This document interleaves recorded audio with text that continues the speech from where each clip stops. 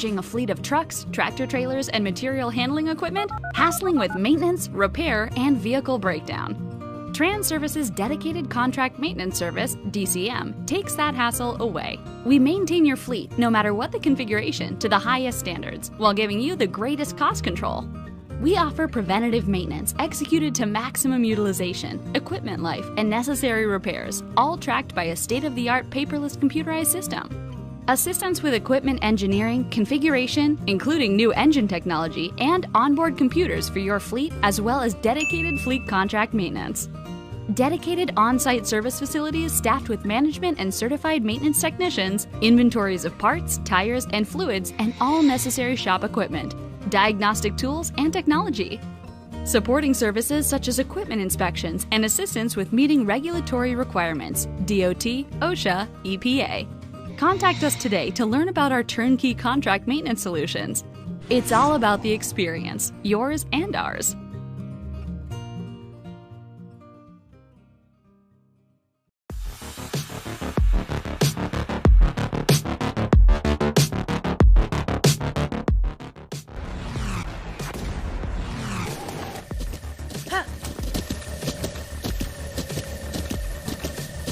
With the Butt Kicker Gamer 2, what you see and what you hear is what you feel.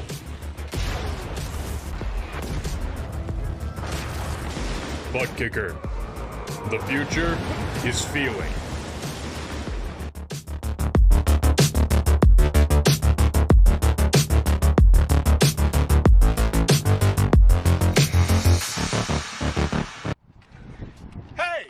CTWE wrestler The Mac. And I'm Showtime Stevie Stamos. Have you ever dreamed of owning your own race car and taking it out for a test drive? Well, thanks to our friends that Rent a Race Car, you can! Visit www.rentaracecarne.com for all the details on how you can take one of these babies out to Stafford Motor Speedway. We'll see you at the races.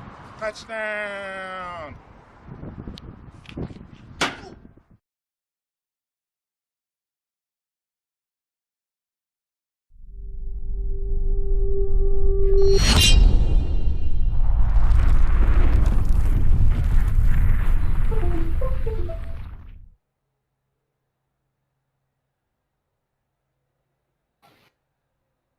Hello everyone and welcome to Vidane TV's coverage of the SIM500 Esports Racing League, brought to you by Transervice Transportation and Logistics Solutions. 2 races to go in the season, and it's the final race of the round of 8. After tonight, we will know which 3 will join Daniel Falkingham for the championship finale at Atlanta. Welcome in everyone to live racing in Martinsville. I'm Kevin England alongside Showtime Paul Strickland Jr., who's pulling double duty tonight. This is it, Paul. It's all about deciding the final 4. 100%. 2 races left in the season. 1 race for these day drivers. 1 final chance to get themselves locked into the round of 4. Right now, Kevin, the only guy locked into that final championship race is Daniel Falkingham. 10 wins on the season and 3 in a row here in the past 3 races here live on Vidane TV. Coming into tonight with the points lead, but that doesn't much matter. He's won. He's already in that championship race.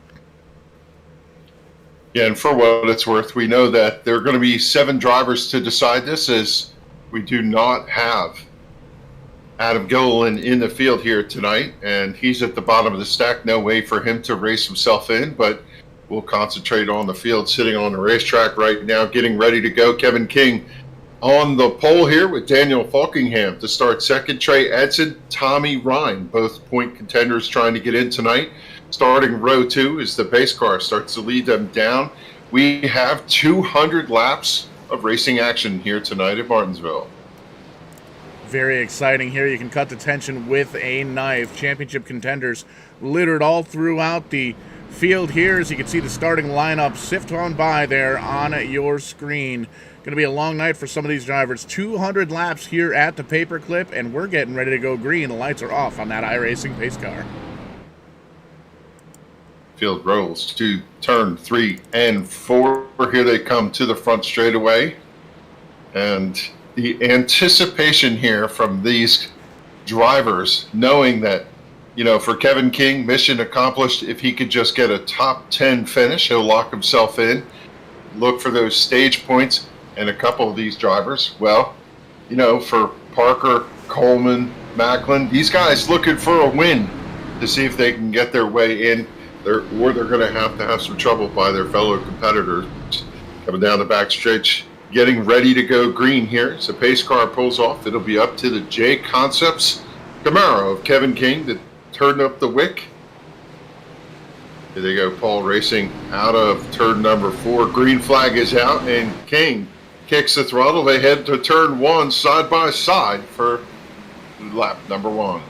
Josh Parker making a sketchy move, trying to get down to the bottom as quickly as he can. There you can see he finally gets down there in about the 5th or 6th position, and he's going to try and get down below Tommy Ryan. He's actually racing him for a spot in the championship. Tommy Ryan currently holding on to 5th. Josh Parker in that 4th spot, 6 points to the good, but still these drivers know that it's almost going to be a must-win situation to get in. Clean green for lap number 1. King and Falkingham side by side. Falkingham keeping King honest to the outside. King giving him lots of room, but he's able to prevail out of turn number 4. Kevin King leads lap number 2 as they single file out. 4th, 2nd, 3rd, 4th, 5th. You have to go all the way back to that 8th position for a battle. That's Randy Yoakum to the outside of the 07 of Doy Woods. Randy Yoakum right in there as well. Chad Coleman still trying to get his way up towards the front, but he's towards the bottom, currently 6th in the point standings, 46 back from the leader, and 11 points behind Tommy Ryan. Chad Coleman in a must-win situation. Need to better his spot from where he's at right now, currently running at 11th. In the early going, these drivers going to sort things out. They'll be hugging that curbing down in turn 1 and 2, 3 and 4. As they start to spread out, Paul, I expect that they'll try to open that curve up a little bit. They want to make the racetrack a little bit longer, turn down to the curbing so they can get a good run off. But right now it looks a little bit like a freight train as everybody just settle in and let their tires come up to temperature. A little bit of conveyor belt action as we are early on in this run. Lap number 6 of 200 on the docket here this evening as Josh Parker takes a peek down low underneath Tommy Ryan. Got to remember, going to have to keep an eye on this battle all night long between those two drivers, currently sitting 4th and 5th in the points. Parker is in by 4 markers over Tommy Ryan. Chad Coleman needs to make up 15 to get into that battle of the top 4. Trey Edson and Gilliland, well, they needed a win to come in, and Gilliland opting not to run this event. So for Edson, he needs a win, and I think he's pretty confident sitting there in the 3rd position, see what he can do with those top 2 who won the most races this season. It's going to be a tough job for that number 5. And as good as that 5 car has run all season, a little bit of a hiccup here in the latter parts, the latter couple of races here on Verdane TV, struggling a bit has Trey Edson been, and that's hard to say really, especially when you see him running so good, currently holding on to that 3rd spot behind the championship leaders, Kevin King and Daniel Falkingham. Yeah, last week in Kansas, a 17th place finish for Edson, not what he needed, gave up too many points, and pretty much put himself, well, it's made things less complicated for him. He just needs to win. That's all there is to it. And right people nearly going, sitting there in 3rd. And I think this is what he needs to do tonight, Paul, is just stay in contention and be somewhere in that top 3 when we get to the end of this event. Handful of drivers having the same piece of mindset. Josh Parker up there wants to get himself a win. He's won a couple of big tracks, couple of super speedway races here in the Transervice Cup Series and the 2021 season, but he wants to get himself a short track victory here at Martinsville, showing that he's got a pretty good car holding on to that 4th spot. You and I were talking before we came on air about practice, and we saw these drivers run dozens of laps in practice. I think Daniel Falkingham ran a whole race at some point. They were all just trying to get themselves into the rhythm. This is a rhythm track. You drive it down into the corner, let it roll right up to the bumper. Didn't mean to cut you off. Under caution here for the first time on lap number 13. Contact between Kevin Brown and the 93 car and one of the other competitors, but that's gonna bring out the Kong Beer Bong instant replay, Kevin. Yes, Kevin Brown comes back and gets his car righted in the right direction. A lot of damage to the back of the number 93 as we're under caution for the first time. And we'll take a quick peek here at the Kong Beer Bong instant replay. Take a peek, follow along that bright silver and rainbow number 93 car. See the 22 car bounces off the wall as they come out of turn number 4. And unfortunately, the 93 car was there, and a couple of drivers trying to make the same, trying to claim the same piece of real estate, rather. It doesn't work in real life, doesn't work in the simulated world either. So you can see big time damage in the back end of that car, but Kevin's able to grab a gear and keep on rolling. That'll be interesting to see whether anybody this early stage, besides those drivers involved, will go to pit road. I anticipate that pretty much everybody's going to stay out on the racetrack. Not enough laps to wear tires. Tire wear not that much of a factor here, Paul. These drivers can run quite a long run here. Do see some of the drivers ducking in, and I would imagine if you look at the 9 of Bobby Wetzel's in, the 2 of Mike Kelly's in, this is a play to be off sequence from the leaders.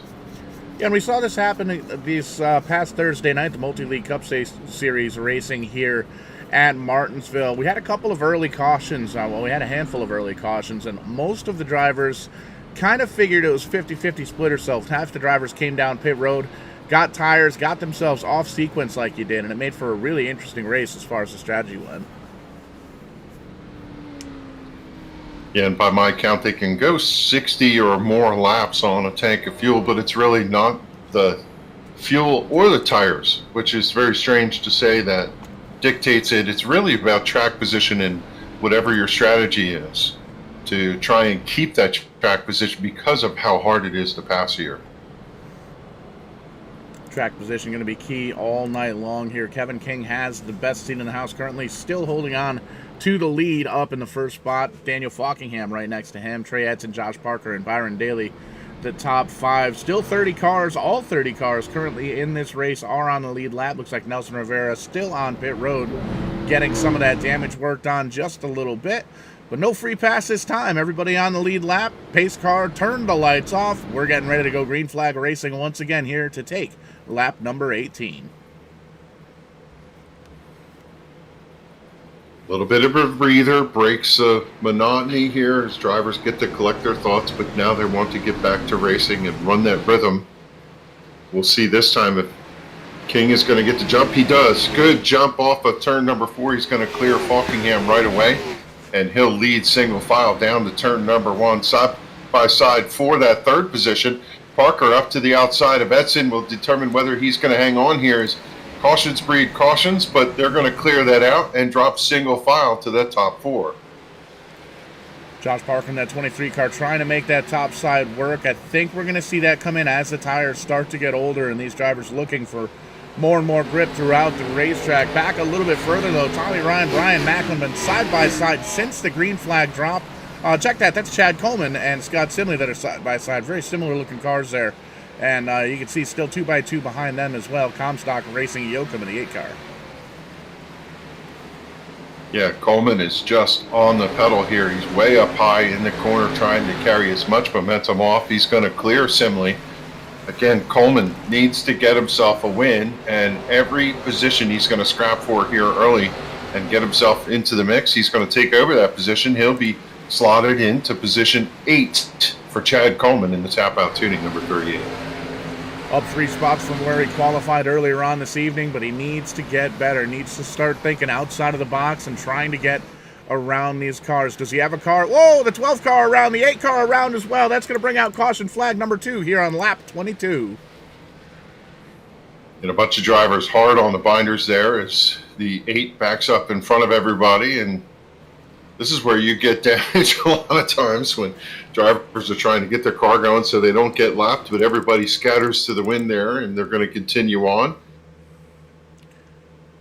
And Scott Simsley trying to be the life of the party, bringing out the Kong Beer Bong here for caution flag number 2. And we'll take a peek here, following along with that 12 car on your screen. There you see the contact between the 8 and the 12. The 8 gets on the brakes, and the 13 gets into the back of him. Unfortunately, nowhere for him to go at that point, and there you see blocked racing groove, makes for 3-4 wide stopping, and that, like you said, Kevin, that's where a lot of damage comes from, is these parking lot situations like this. Yeah, and it is pretty common to see cars with a lot of damage here. Is, you know, one of the challenges with this racetrack is corner entry. When you slow down, some drivers want to slow down, go easy into the corner and drive hard off. Other drivers let the car roll down through the middle of the corner and then try to drive it off if they can get it pointed. And those challenges where different corner entry speeds are going to lead to those incidents where somebody gets tagged from the back and turned in front of the field. And at that point, a lot of times there's nowhere to go but to stop, and you mash that brake pedal, and unfortunately the smoke doesn't quite clear and you get toppled in from the back. And a lot of times that happens here at Martinsville, and it makes for very short tempers and very damaged race cars. But so far, so good. Still have everybody out in field, out on the track. A couple of drivers down on pit road. Brantley Glazer in the 47, Jeff Ryan in the 3, Charles Woods, Ron Holofield, and Nelson Rivera. Looks like they've got some damage here from the past wreck or two. So they're down on pit road, still on the lead lap. All 30 drivers still in the field here. We'll take a moment while we're riding under caution here to talk about the dynamics of pit road on this racetrack. It's one of those challenging places to be where you see these drivers going in to get their damage fixed. Pace lap speed 40 miles an hour. Pace is really slow, but the track is so small that if you duck in to get service, you really don't have that much time because the speed at pit road is 35 miles an hour. And that only leaves you about 10-15 seconds before the pace car comes around and is going to put you a lap down. Smallest pit boxes on the circuit, and the dynamic of turning in that long straightaway along the front and then the turn around turns 1 and 2 make for pit challenges getting in and out of here. So I think, Paul, this is one of the trickiest, if not the trickiest, pit road on the circuit. 100%. We just saw a nice wide-angle shot there. 30 drivers here at Martinsville when they're lined up single file like that. Takes about a half a lap. There's another good wide shot there as we get them lined up here. The lights are turning off on the iRacing pace car, and we're getting ready to go green one more time. But just goes to show you that really starting and restarting in the back of the pack, even in the middle of the pack on further back, really tough for these drivers to make up any ground. So I think we might try and see some of these drivers try a couple of things on pit road, maybe try and make up some track position, maybe a 2-tire or fuel-only stop.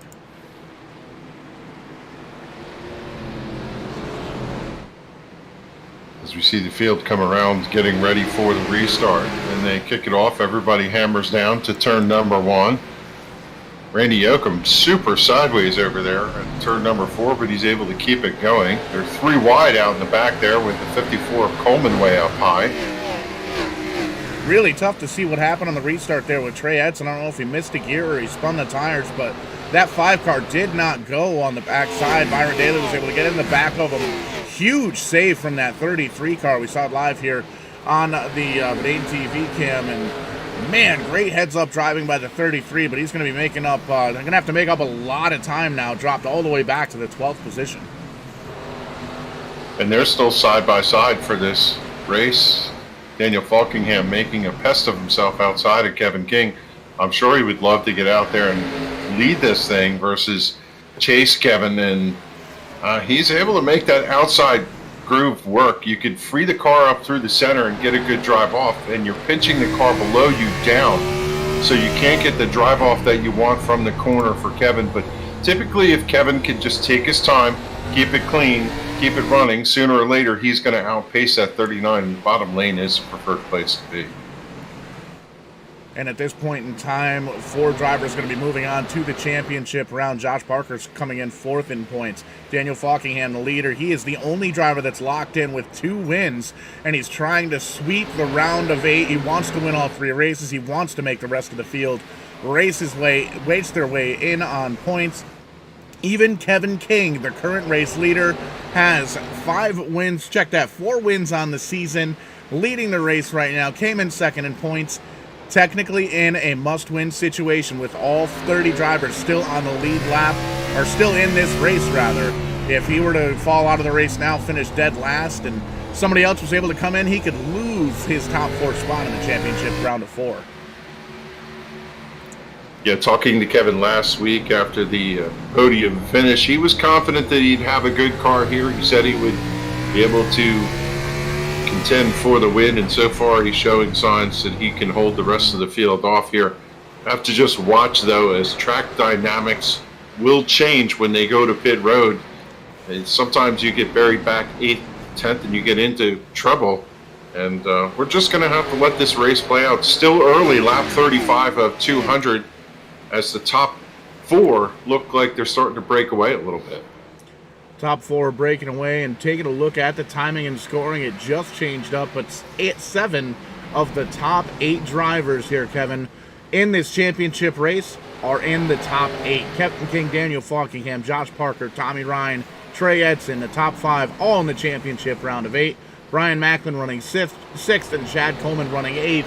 Broken up by Justin Fuller in the 51, having a great run here tonight. He's gained 15 spots from where he qualified.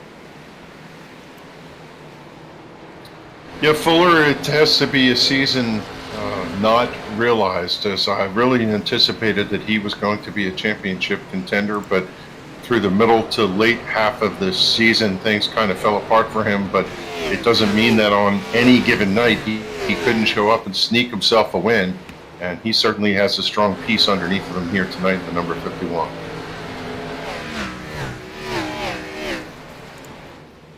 Still single file up front with a 4-car breakaway. Kevin King starting to now pull away from Daniel Falkingham.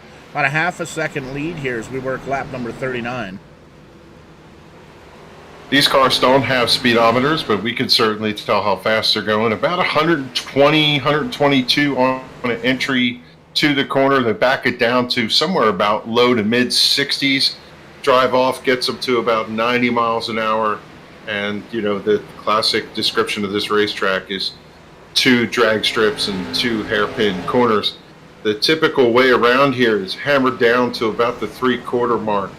Run the car, drag the brake to the center of the corner, try to get it to turn, and then drive off. You'll see these drivers move up a lane on the entry of the corner so that they can turn it down to the curbing and extend the straight drive off to get better kind of dig when they come up off the corner and ensure they can gap the car behind them.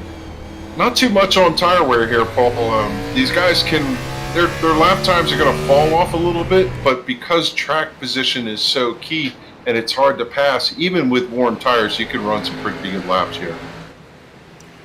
Yeah, and that was one of the trends we saw in the second half of the Multi-League Cup Series race this past Thursday here at Martinsville. It's once we got some green flag laps under our belt, and we're seeing a great run here tonight for the entire field. I really have to say, 29 cars currently on the lead lap. The 22 car of Nelson Rivera 4 laps down after one of those previous wrecks. But these guys putting on one heck of a show here, almost quarter distance already, lap number 43. And of course, at these speeds, the disparity of the leaders versus the back markers, as Kevin King comes off of the corner looking up the straightaway, he's starting to see the back of the field. They're going to be stretched out all around. And if it's someone like Daniel Falkingham, as he's looking through to the back of the 29, he might just wait till they get to traffic before he starts to mount a challenge. And that, I think, is going to be where we see a lot of these championship contenders try and make a move for Kevin King's lead. You can see Daniel Falkingham is right in his tire tracks, about 5, maybe 6 car lengths back. But as we start to catch up to this lap traffic, like you said, Kevin, I think we're going to bunch these guys up. We might see a little side-by-side racing with some lap traffic as picks. Yeah, and if we look at our crew chief notes, there are a couple key things you need to make sure you get straight here. Don't hit the curbing. If you hit that curbing, it's going to disrupt the car. It could launch it out. You got to be careful that you point the car to the right as you stand on the gas, and then the car connects and drives off straight. You don't want to miss that and bang into the wall. And you just really need to take care of those right side tires. For Kevin King, I think he just backed it out a little bit. We saw the 39 of Daniel Falkingham get back to his bumper. The question is, for this type of racetrack, do you put a bumper to the car in front of you? But I can see that Daniel right now has some faster laps on this long run. He's to the back bumper of our leader. And that's when Daniel Falkingham gets dangerous. When he's in contact with the leader, he knows he's right there. You can see half a car length down, a great corner there, but Kevin King pulls away just a little bit coming out of turn number 4, but they shoot back into turn number 1. You can see Daniel Falkingham, great shot there, Closes on the back bumper on entry, but on exit, Kevin King able to pull away.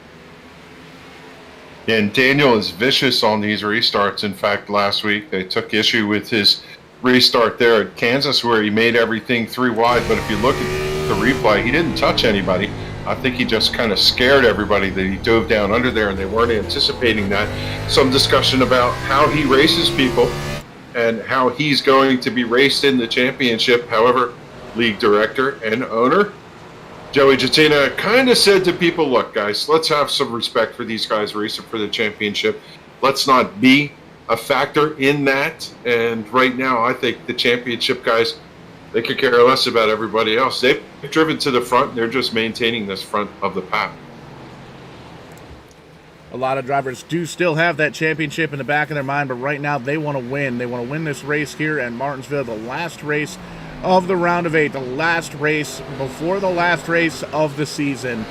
And you can see right now Kevin King getting away from Daniel Falkingham just a little bit. But as we look out that windshield of the 29 car, big time lap traffic up ahead here, Kevin. Yeah, right now the entire field, I've just looked across and scanned, everybody's running single file. Whoa, big wiggle from the 96, rolled out to the outside groove. Slow down the backstretch, but able to collect it. He's going to keep going. Yeah, we saw Gerald Livingston went right against those notes you have there. Hit the curving just a little bit, and that's one of the things that's going to distract a lot of these drivers looking in front of them, looking out their windshield, trying to race the driver for position, but also knowing that the leader is right in their rear view mirror, right on their back bumpers. So these drivers trying to keep their heads on a swivel, and you might see some guys lose a little bit of focus. Yeah, certainly when the leader's coming, you want to yield the groove to them. You're going to watch in that rearview mirror, but you also got to make sure you know where your awareness is of your position on the track. King comes in, signals down below that he's trying to get the bottom lane here. We'll see if he gets a good clean drive off of turn number 4, and we have a caution. Car sitting against the inside fence. Kong beer bong replay time, and we'll take a look right there at the start-finish line for the number 40. Number 40 car has gone postal. Haha, little U.S. humor, or U.S. Postal Service humor. She's the sponsor of the 4th car. Yeah, the crowd goes mild. Kong Beer Bong instant replay one more time as everybody comes down pit road here. So we'll cover that momentarily, but you can take a look, focus in on this 40 car. Loses the back end of the race car, actually loses the front end of the race car coming out of turn number 4 and smacks into that inside wall. Single car spin. No other drivers involved in this one, so that's definitely some good news. These guys come down pit road. Kevin King ducks into that first pit box. Daniel Falkingham was almost pushing him down. They're going to do 4 tires, and Sunoco fuel here is right side tires on for King. Right side tires on, and they're almost lockstep 1 and 2 here. I think King is going to be able to, by track position, get out first, and he does. Crosses the line, heads back to the racetrack. Has service time for almost the entire field here on lap 57. All the lead lap drivers coming down to their pit stalls. There you can see at least the top.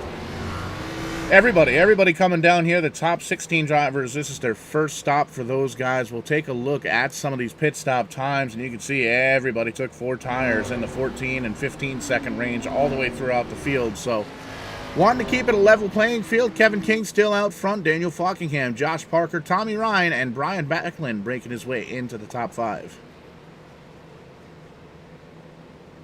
So push the reset button. Everybody will line up nose to tail here, figure out where they're going to line up. This is another dynamic of this racetrack here under caution. The scoring and timing is trying to set the entire field. Difficult thing to track for the game, for the sim. And everybody is being given 25 instructions on where they're supposed to line up. Hopefully they're looking at the car in front of them and can sort that out quickly. So I believe Kevin King, it looks like he's maintained the lead through this cycle, even though he went to pit road. And you can see the 96 car out front of the leader. Kevin King is going to take that wave around, get himself back on the lead lap here once that pace car turns those lights off. So good news for the 96 car. Going to join the fight here. Going to be the 26th driver on the lead lap. Check that. 27 drivers will now be on the lead lap. So first time in for service for the majority of our point contenders. Parker, King, Macklin, Ryan, Falkingham, all going in for service. And even some of those drivers that we saw pit earlier and took tires, they went in for service too. Looks like no one stayed out, so to speak. Several drivers taking that wave around as the field collects behind the pace car. We're going to go back to green. 60 laps in, 140 laps to go. King, Falkingham going to be the front row on this restart, something we've been hearing all season long. Green flag is out. Kevin King gets the jump, and he's going to shoot up on the inside, blocking Daniel Falkingham. And you can see top two, single file, Josh Parker now on the inside of Tommy Ryan. Parker able to streak away. Ryan dumps in behind him. Here comes Macklin right into his tire tracks. Trey Edson has a front bumper underneath the 51 of Justin Fuller. Fuller, though, going to take advantage of that outside run. He pulls to the outside of Macklin. Fuller doesn't care that these guys are racing for points. He wants to win here tonight. We're going to go back under yellow here at Martinsville. Looks like the 96 involved in another one here. Caution flag at number 4 at Martinsville. We'll back it up one more time. One more again here for the Kong Beer Bong Instant Replay. And well, looking at the tape going backwards in reverse, it looks like the 96 just avoided calamity here. We'll take a peek here as he comes up on the issue here. It's going to be the 21 car is in the wall, as well as the, I believe, 47 of Glaze here. And there you can see a great still shot, but we'll back up the instant replay and find out exactly why it is those drivers are the way they are. Right along with the number 2 there on that one. Take a peek at Mike Kelly. It's a good shot of it there, getting a little bit of contact between a couple of drivers, and that's just drivers going for the same piece of real estate at the same time. Yeah, it almost looks like Kelly got in a little too hot, slid up into the number 21, turned him around, and then that collected everybody else there. So you hate that for all the drivers involved, but you also hate that for Mike Kelly and the 2 car. Not anything that was done maliciously or on purpose or anything like that. Just overdrove the corner and wasn't able to get that thing down on the bottom. Kind of moved up and spun the driver around. So that's never what you want to do here at Martinsville. But everybody gets into this race or got into this race knowing it was going to be close quarters combat here at the half-mile paperclip. And we've seen a relatively good race here so far, Kevin. 65 laps in, about 135 to go. Yeah, and you have to imagine these top drivers realized after that pit stop that we're going to be at lap 65. We're not too far from the halfway point at 100, and drivers looking at the points that they will gain for that halfway mark as they're going to stay out here on the racetrack. No one's going to make any changes to their pit strategy. They just filled up with tires and fuel, so it's highly unlikely they need any service.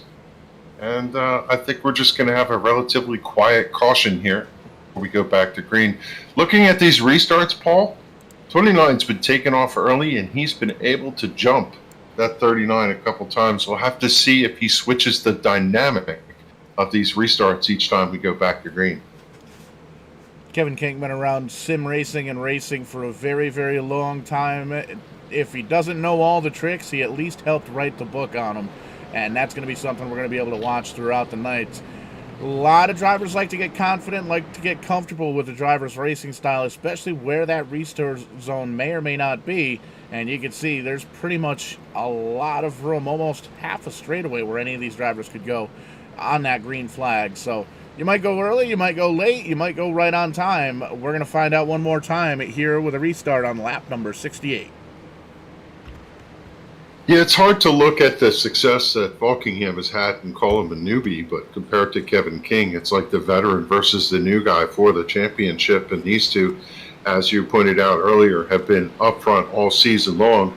And here is Kevin King trying to do what he can to win this race, and he'll win his way into that final battle and serve notice that he's here to win a championship. And another championship caliber restart for the number 29. He's going to just about get in front of Daniel Falkingham. Falkingham has a slight opportunity to get down to the bottom side, and there he goes. He's going to use it on the backstretch. Josh Parker in third, Tommy Ryan there in behind in fourth, and Justin Fuller gets around Macklin. Fuller to fifth. They single out for that top 10. I thought for a moment Trey Edson was going to look underneath the 30 of Macklin, but he was able to, Macklin, clear him and just tuck into that position. Now they're all running nose to tail after this restart. We'll need a little bit of time to stretch them out, but they are physically quarter car length underneath each other as have a contest for the lead. Daniel Falkingham pulled down, pulled underneath the 29, signaled he was going to look for that pass. King drove it hard into the corner, covered the position. He maintains that top spot, one that he's had from the drop of the green flag. King pulls away a little bit, and Falkingham has to settle back in there to second. And write that down in the notebook, crew chief of the number 39, and save it for later on this race. The 39 team and the driver of Daniel Falkingham trying different things to get around Kevin King in the 29 to see if he can get around him, to see what works, what doesn't work, to see what he's going to do here in the closing laps here at this race at Martinsville. And oh, by the way, Josh Parker is there all over the back bumper of that Lobster 207 number 39 car. Josh Parker wants to get himself closer to the front. Got a side-by-side battle back there for the 11th position, but it just settled out as I believe Chad Coleman might have got a piece of the wall out of turn number 2. He was to the outside of Scott Stenzel trying to secure that position. If he didn't hit it, he just brushed it with the right rear, and that had to settle him back a little bit. He slotted back into 11th and yielded 10th to the personal comfort number 63. Going to have to pull something out of the magic hat to, there you can see, scrapes the wall just a little bit there on the front straightaway coming out of turn number 4, breaking up the concentration of Chad Coleman in the 38. Coming in here almost a must-win situation, 46 points behind the leader, about 35 points behind Kevin King. Needs to win this race to get into the round of 4. Has a little bit of ground to make up here, Kevin. Yes, certainly Coleman, his bag of tricks is going to come to an end here, and these drivers always look back to the races prior to see where they lost a point here, lost a point there, lost a dozen points with a bad finish, and then they get themselves in this must-win situation. Coleman, he needs a win here tonight, and so does the 5, but so far, everybody kind of being courteous. Trey Edson still hanging up in that top 5 bracket, top 10 bracket, as the 38 of Chad Coleman gets a good run, finally underneath this time for Scott Stenzel. He's going to clear that as Stenzel drops back, comes back to him, but Coleman going to execute the pass, give Coleman the 10th position here on lap 77. Going to bring Doug Groff in on the bottom side with him to try and get around that 63 as well, but Chad Coleman pulling away from the 63, breaking into the top 10, setting his sights now on the top 5 and a little bit further on. I think we've seen some good, clean racing throughout the first, maybe third of this race, but I think once we get close to 50, 60 laps to go, the gloves are going to be off here, Kevin, and I think we're going to see a little bit more beating and banging for sure. Yeah, right now we talk about give and take, a little bit of give. Pretty soon it's going to get to take. Just saw a little tag played over there in turn number 4. Joey Jatina running in the 14th position. In the 14 got tagged by Kevin DeBrown over there, and Kevin kind of backed off. Wouldn't be a good idea to turn Joey around. I was talking to Joey earlier. He was frustrated in practice, just didn't feel like he had the speed, had the rhythm, but here he is running in the top 5, having a reasonable show. Or top 15, sorry. Having a good run. Yeah, and he's up 14 spots in the 14th spot in the 14 car. I had to double check my math on that, so that might be something. That's all accurate information. It just took me a second to process it. Gonna have to buy a play-free lottery ticket here later on tonight. But having a good run, definitely for the head administrator here for the Transervice Cup Series. And everybody pretty much single file up throughout the top 10 here at this point. Kind of biding their time, keeping the cars in one piece. You see Tommy Ryan able to close right into the back bumper there of Josh Parker. And it's still a 4-car breakaway, but Justin Fuller's still there in the 5th spot lurking. And you can see he's got a mirror full of Brian Macklin as well. Macklin having a great run here in the closing part of the season. Won the very first race of the season at Daytona. had struggled throughout the entire season, but came in here the second to last race of the season at Martinsville, 3rd place in points. So don't sleep on Macklin. He's quietly inside the top 5, top 6, and he wants a piece of this championship.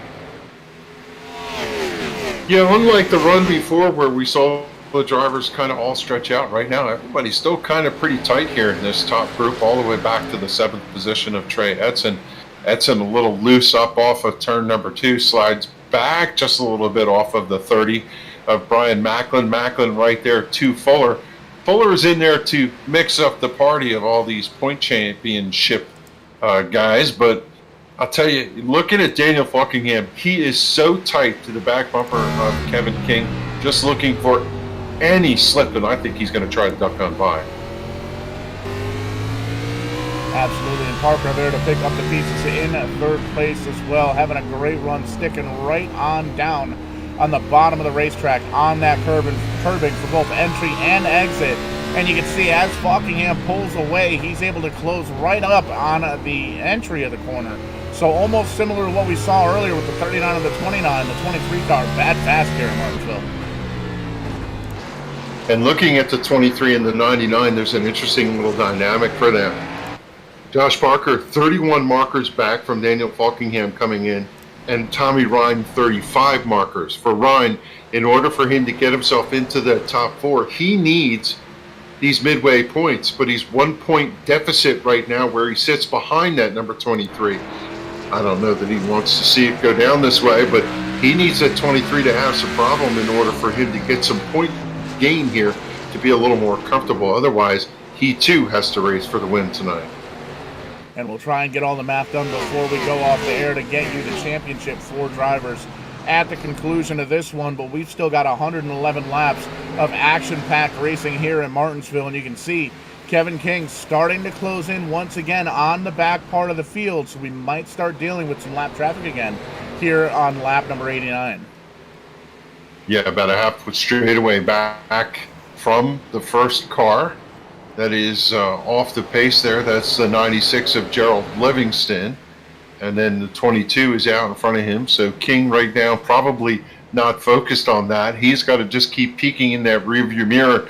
It's one of those things you learn to do every time you come up to the straightaway. Once you get the car square to the fence, look up in the rearview mirror, look where the car is behind you. Make sure that on your entry to the corner, you are not going to see the car behind you try and dive bomb, duck in, get you. And right now, Kevin gets a little bit of breathing room. He's able to drive off. This is probably the biggest lead we've seen at 2 car lengths over the 39. And you can see the 39 car having to keep his head on a swivel, looking out the windshield, looking at the rearview mirror. He's got Josh Parker there, and he knows that one slip up, one mistake from that 39 car is going to slide that 23 car into the 2nd position, and then he'll set his sights on Kevin King. But we're getting closer and closer here, Kevin, to the back portion of this field here.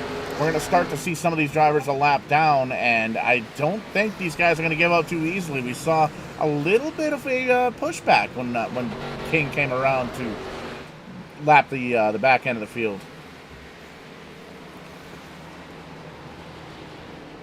Yeah, certainly these drivers do not want to run a lap down. If you become the first driver 1 lap down, then you want to make sure you tuck in behind that leader, and everywhere the leader goes, you follow him through so you maintain that lucky dog position as King has pretty much closed the gap. We saw Livingston go to pit road, so that's going to give a little more space, but King right out in front of his windshield, he sees the 11 of Ron Hollifield. How about 1/3 of a straightaway ahead, and he's gaining pretty quickly on him. And the 96 car, Livingston, having some handling issues throughout the night here. Going to pull it down in the garage area, see if he can get it worked on just a little bit. Still 4-car breakaway, a little side-by-side action. Macklin wants a piece of that top 5 once again. He's going to get down below Justin Fuller, and it looks like we may bring Trey Edson down there on the bottom side.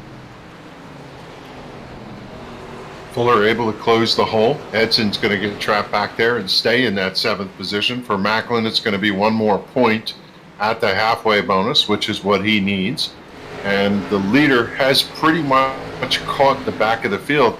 Now we'll look to see how the leader does at negotiating traffic, and then subsequently how everybody behind him is able to do it. You know that dynamic. Once the leader gets past, you tend not to race the cars in second, third, and fourth as hard as you do the leader. And we've seen that dynamic happen at all different racetracks, short tracks, long tracks, super speedways, all sorts of stuff. And you'll see Kevin King close into the back bumper.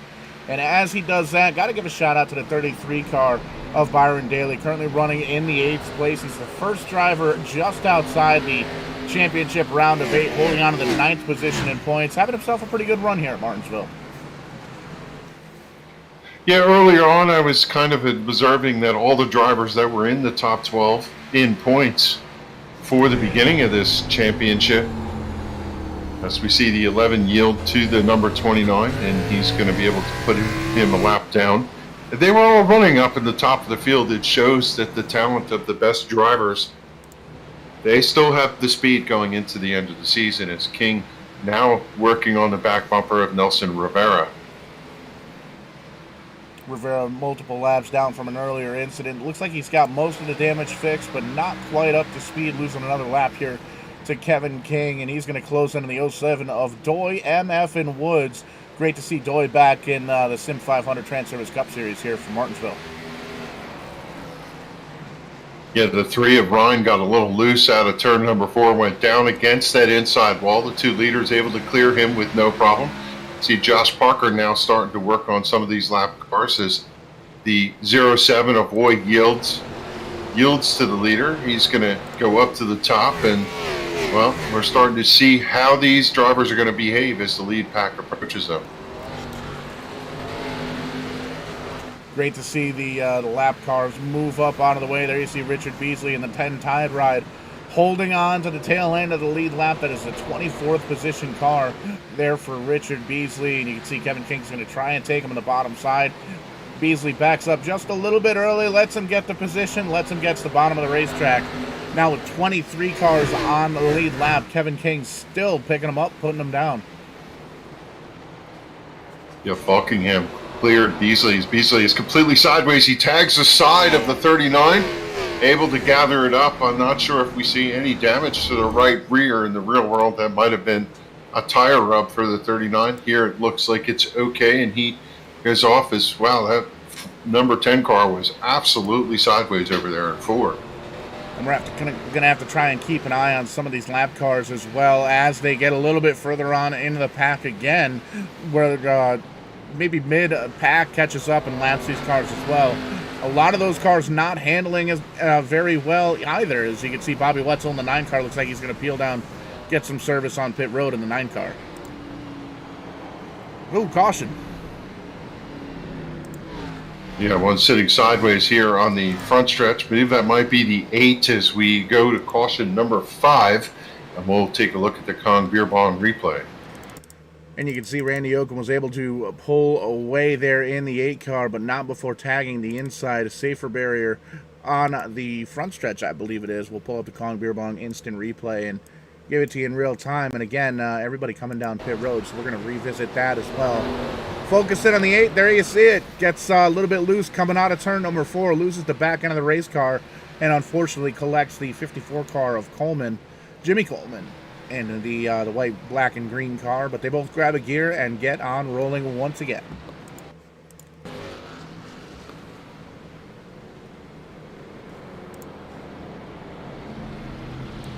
This puts us a little over halfway. We see the leaders on pit road one more time. Fuel stop number 2, tire change number 2 for the top of the field, as it is simultaneous left rights for King and Falkingham. Once again, they're going to step off and lead the field back to the racetrack.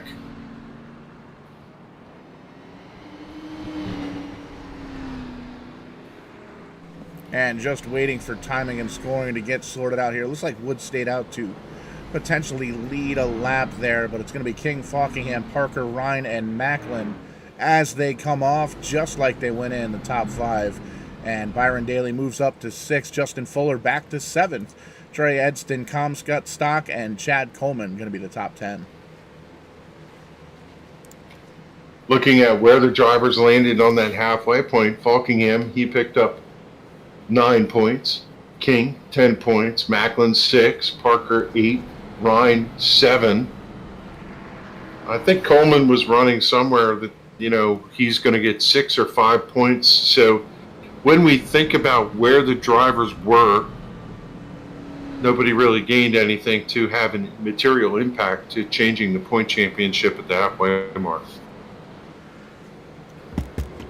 And now these drivers are going to concentrate on the second half and the fourth quarter, as it were. Getting closer and closer to the ending laps of this race. 90 laps to go here. Only 5 cautions here as we work lap 110. And it's great to have Transervice Logistics on board as the premier sponsor for the Cup Series here in the SIM500, carrying it on to 2022 as well. Not going to be here on Verdane TV, going to be over on LSR TV, so be sure to give those guys a like and subscribe and follow. All that good stuff to make sure you are able to get notifications and follow along with the SIM500 drivers as they move on into the 2022 season. Also have to give a shout out to TrackCams22 for supplying the absolutely phenomenal camera angles that we've been showing you here live on Verdane TV. Definitely check out their work over at TrackCams22.com. But Kevin, we're getting ready to take a restart here on lap number 112. Green flag is going to be out. We wait, and there he goes. Kevin King goes. Daniel Falkingham does not. Josh Parker slips on inside on the bottom for position number 2. King leads the field out of 2 to the backstretch. Parker now in that second position, under attack by Falkingham. Falkingham settles into 3rd. Good run to the outside by Byron Daly. Restarted in 7th. Right now, he's hunting the 4th position. He's to the outside of Tommy Ryan. Out of nose ahead at the start-finish line. The question is, can he take advantage of that? Ryan peeks ahead out of turn number 2. Down the backstretch, dead heat into the corner. I'll tell you, Byron's doing his best to use the momentum to the outside while they're clogged on the bottom, but he's going to get a loose out of turn number 4, and he's going to have to settle in, ducks back into that 5th position.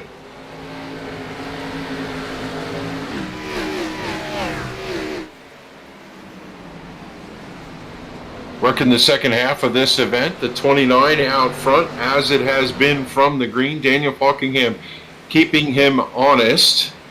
Have to wonder at some point what kind of pressure he was going to give him, but now Falkingham in a different position. He sits in 3rd. We got a new player in that 2nd slot, and it's Josh Parker serving notice that he wants to get the win here for the season closing finale that will take us to the championship race at Atlanta. And Paul, it is not Phoenix. These drivers voted earlier in the season that they wanted to run the final event at Atlanta Motor Speedway. That's right, Kevin, and it was almost a unanimous vote for Atlanta Motor Speedway, like the NASCAR Cup Series used to be way back in the day, a 1.5-mile track. These guys put on a heck of a show at the sister track at Texas Motor Speedway here just a few weeks ago. Phenomenal showing by the SIM500 group, and it's going to be a very exciting championship race next week, and you can bet your bottom dollar these guys are going to be practicing all week long. Yeah, and it's been an incredible season here at the Transervice Cup. It's been the tale of Falkingham and King getting 14 of the event wins so far this year, but Gilliland played a factor in it. Trey Edson with 3 wins, Josh Parker with 3 wins, and a lot of good stories for single winners here. Guys that we got to see, Pedro Mujica, who supported the series. Donnie Leah showed up one week and got himself a win, and it was just a really incredible dynamic season this year for Transervice Cup, and 2022 is going to be no different. But as we close the season down, it has been a dogfight between these top drivers, and it's just going to be spectacular to see which of these top 4 drivers are going to compete for this win next week for the championship.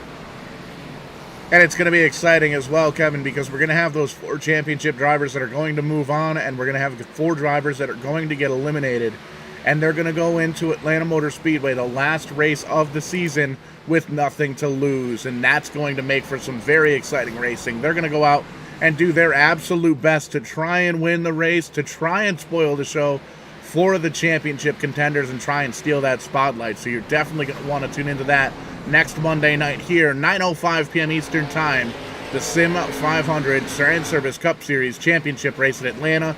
But we've got 78 laps here at Martinsville before we get there, Kevin.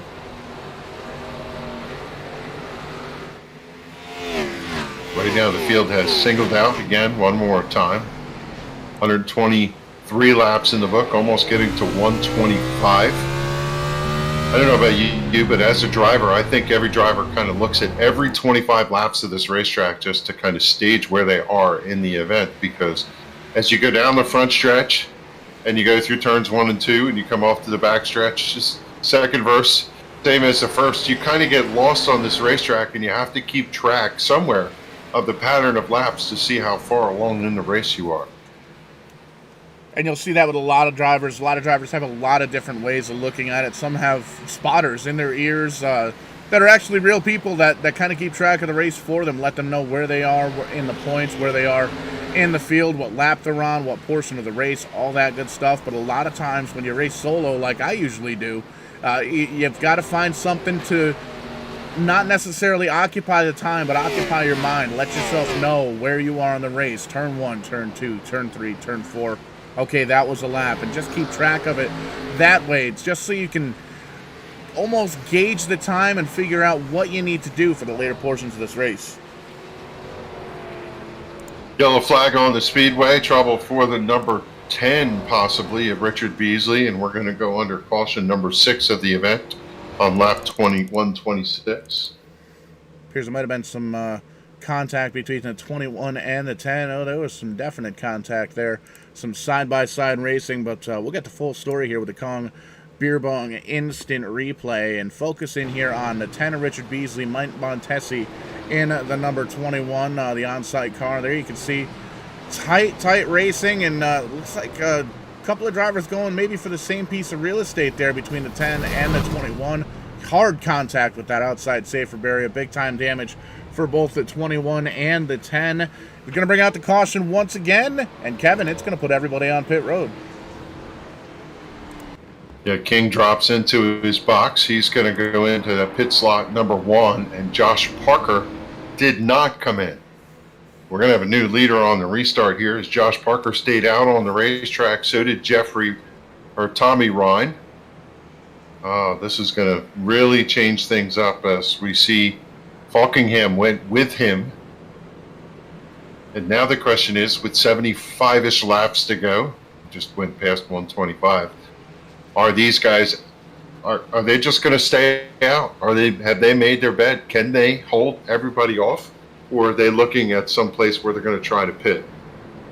This is going to get interesting. It's going to leave a set of tires in the pit road for about 7 or 8 drivers. Josh Parker, Tommy Ryan, Byron Daly, David Comstock, Kevin DeBrown, Doug Roth, Mike Kelly, and Justin Fuller all elected to stay out on the racetrack.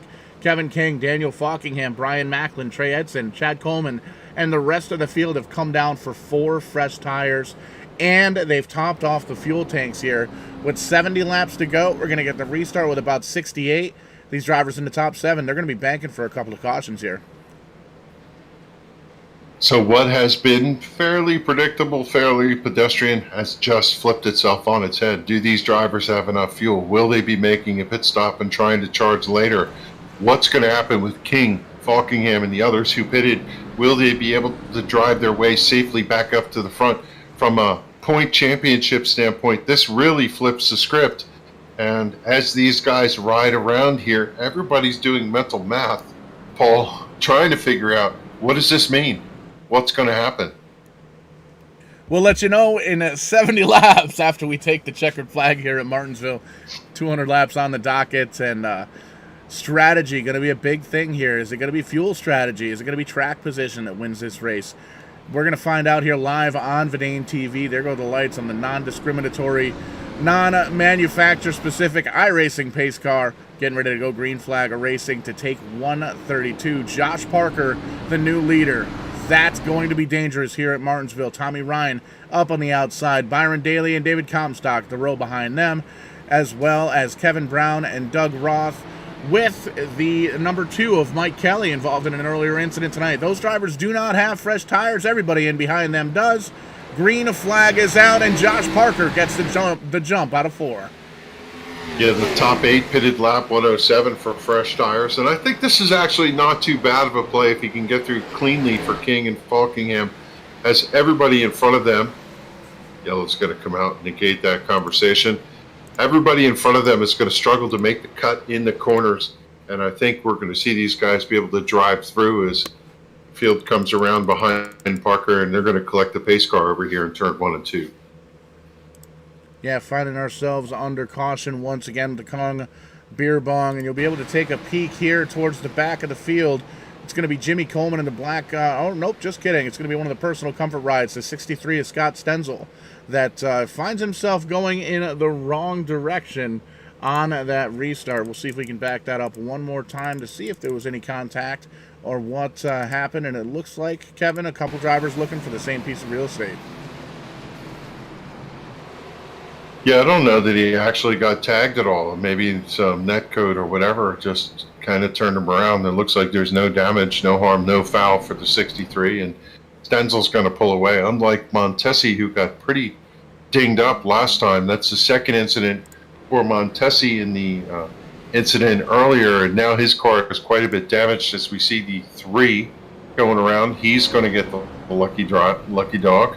2 of Mike Kelly going to pit road, possibly going to get some damage fixed on that car. As you know, one of the things you don't realize when you're out there racing, or maybe you do, is that these laps steal away your opportunities to race for a finish. There is that dynamic sometimes, Paul, where you get so many cautions towards the end of the race that you don't have a way to race your way back up. And right now, that's what Josh Parker's hoping for. He wants to get as many caution laps as he can to try and save the fuel and make sure that he can make it to the end of the race. Here, the scheduled distance, 200 laps, 100 miles at Martinsville.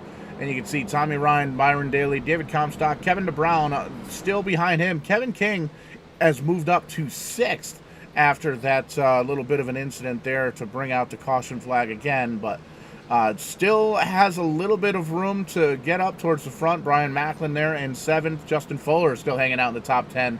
Currently in 8th. Daniel Falkingham and Trey Edson in 10th. Chad Coleman right outside in 11th. Yeah, the 2 most dangerous guys are running right there in 10th and 11th for Edson and Chad Coleman. They know their only way to get through is to get to victory. They still got to claw their way past King, Falkingham, and others. But you have to imagine that they have one thing on their mind right now. Let's go green. I'm going to be on kill. Trying to make their way up towards the front, trying to come home out of Martinsville with a victory to lock themselves in. We made their mention, Kevin, that Daniel Falkingham, the only driver that has a guaranteed seat in that round of 4 in that championship race next week at Atlanta. Everybody else in a must-win or a must-have a good points night, and anything can happen here. Less than 60 laps to go, just about 60 laps to go here at Martinsville. Anything can happen in that short amount of time. Watch the style of restart that we're going to get from Josh Parker, and he's going to drive up a little bit high, dive down a little into turn 4, and hammer down and drive away. He's going to pick up the lead there, 3 wide. Back there for the 7th position. Macklin to the outside. That's going to bump King way up high. Macklin gets underneath Kevin DeBrown, trying to fight for that 5th position. This is elbows up, clips the curb. Now he tries to duck underneath the 13 of Comstock. See if he can get there. He's got a nose in going into the corner. King, loser on that one, able to recover, tucks back in. He's what, about the 10th position is Macklin. He's going to pick up 2 positions here if he's not careful. He's looking for that 4th position now. Falkingham up in the mix as well, kind of leading this bee's nest of cars. 60 laps to go. Heads up driving all around this racetrack, 2x2 at Martinsville. Not an easy sight. You see lots of damage there on the number 93 car, and these drivers are done giving. They are going to take. They want to move themselves up towards the front, as you can see Kevin King getting on the inside of the number 93. Yeah, the circumstance of being on the outside sometimes plays that factor. You have to think Kevin King is leaning a little bit more forward in the seat. And one thing occurred that he did not want to see the 39s out in front of him. But It ain't going to matter right now because the car on the charge is the 30 of Brian Macklin, peaked low on, and he's going to tag the 99. Will they make it through this corner? 99 gathers it up somehow. Everybody misses him. We stay green. I cannot believe that Tommy Ryan was able to collect that car. One of the veteran drivers here in the 99 car, but the caution flag still going to come out. Looks like Kevin DeBrown finding himself pointed in the wrong direction. Going to pull out caution flag number 8 here on lap 43, and we're going to find out what went down with the Kong Beer Bong instant replay. And we'll focus in on that 93 car, the 97 right in behind him. 3 wide action in front. Looks like the 93 backed off the throttle just a little bit. 97 car was there, gave him a little tap, tap, tap, and sent him on around, backing him into the outside safer barrier. So that's a tough break for the 93 car, but that's going to bring out the caution again. And, well, Kevin, we're split up on pit road. Josh Parker, I believe, has come down. Brian Macklin has stayed out. Daniel Falkingham, Trey Edson, Kevin King, Chad Coleman make up the top 5 now. This is going to jumble up the strategy for the last 55 laps of this race. Cautions breed cautions, and that is what we're going to see. Is you had to believe that the 23 was going to go to pit road. His service down and done. He's away. So is the 33, and others coming in. Kevin DeBrown, who was involved in that last incident, went in to get his service. And that hard charge by the number 30 of Macklin's going to put him out front. Won the first race of the season in that 30 Transervice car. Had a little bit of a struggle throughout the rest of the season, the mid-season, but when it came time for championship hunt, he cranked the wick, burned the candle at both ends, found himself in the 3rd position here in points, and he's in a great spot to win this race. Has to make at least one more pit stop. We believe he might try and gamble and see how the caution flags play out for the final quarter of this race.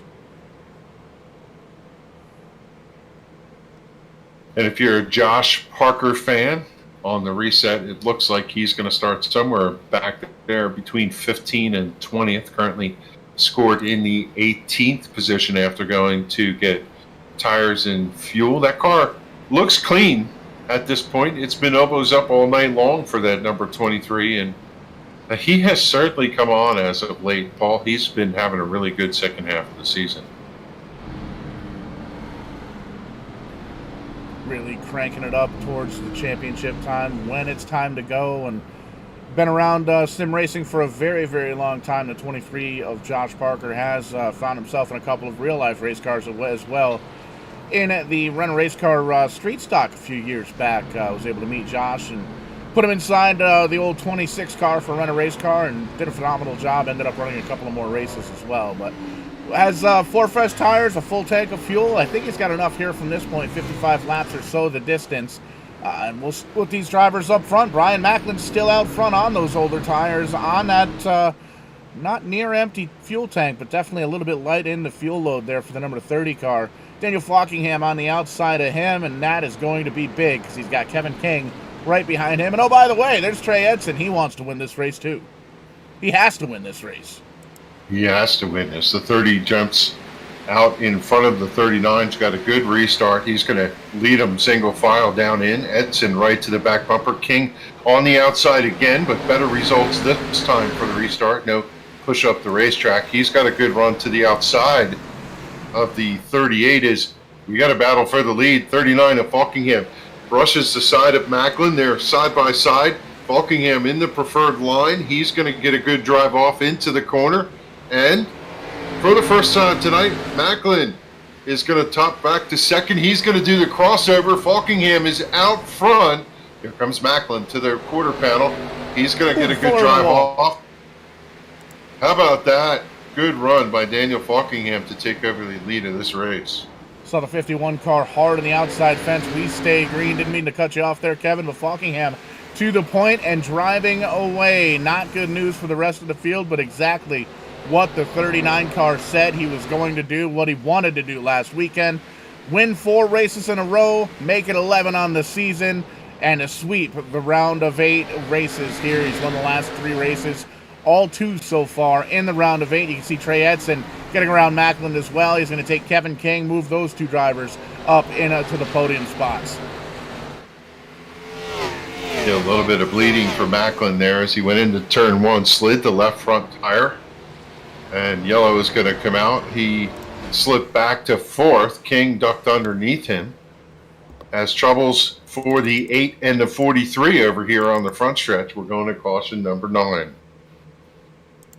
Yeah, we're going to focus in on the 43 car here of Doug Roth and the Kong Beer Bong instant replay. You see him come in to the picture here on the right side of your screen.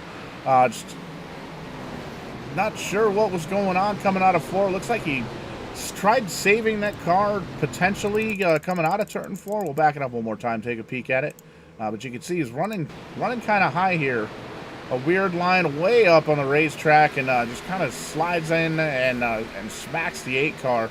Doesn't look like too hard of an impact for the 8. I think he's going to be able to drive away. 43 car is able to drive away as well, but he's got a lot more damage on that 43 car.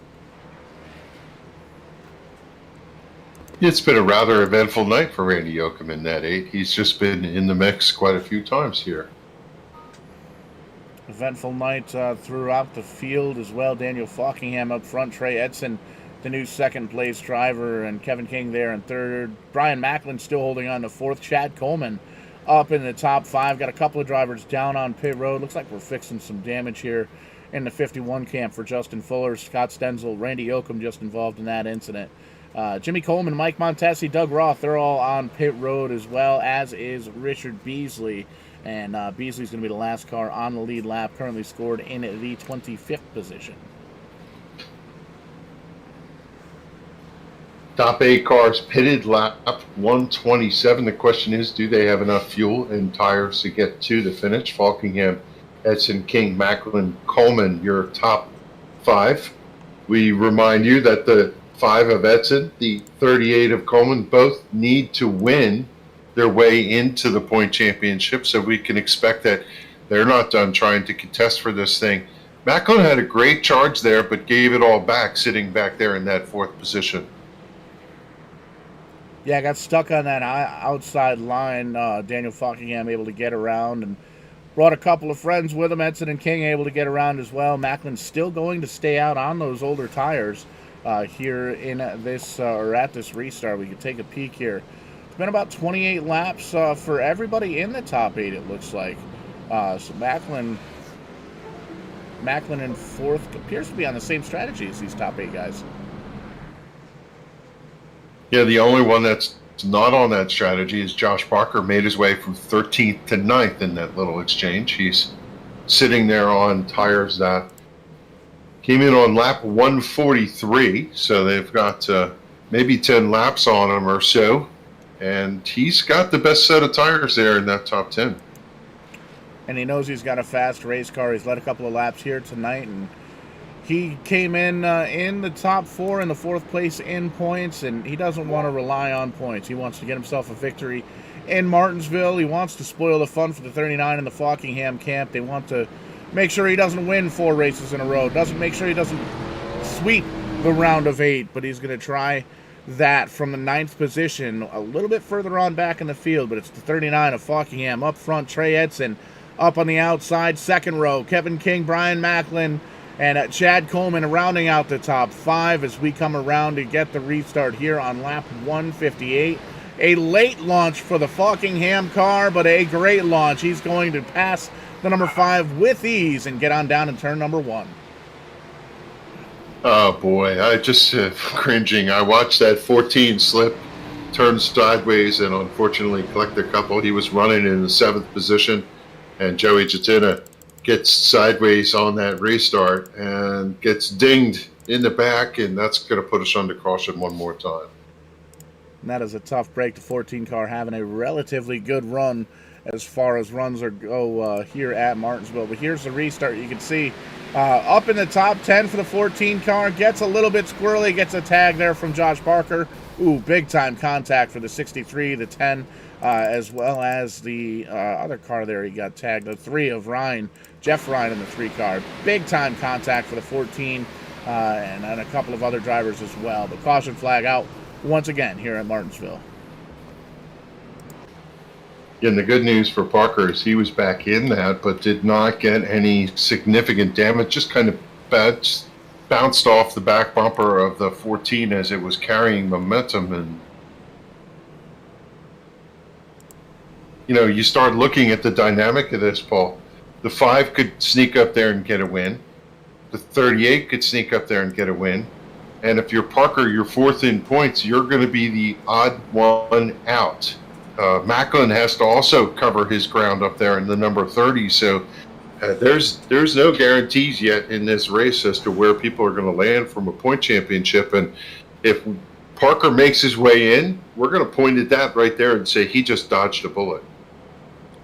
100%. And at this point, looking at the field, looking at the points coming in, with 22 drivers on the lead lap, I can say that Kevin King may be safe at this point.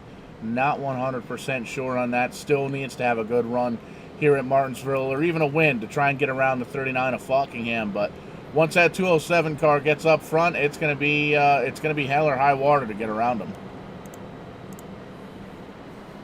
Yeah, if King dropped out at this point, I think you're right. He would be safe. He'd be 4 points behind in keeping that safety net he needs, but I believe he has 4 markers on everybody else. Unless we have a surprise winner, that should safely put him in at this point with the number of cars on the lead lap. And as we made mention, we're going to try and get you the points before the show goes off the air here tonight.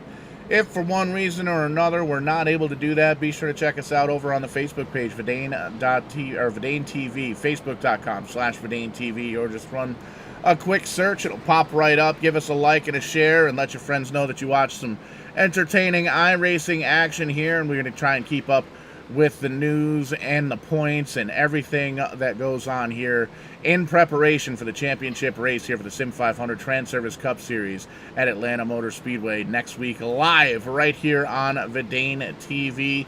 But Kevin, there go the lights. They're out on that pace car. We're lined up 2 by 2, getting ready to take the green flag here for lap number 164.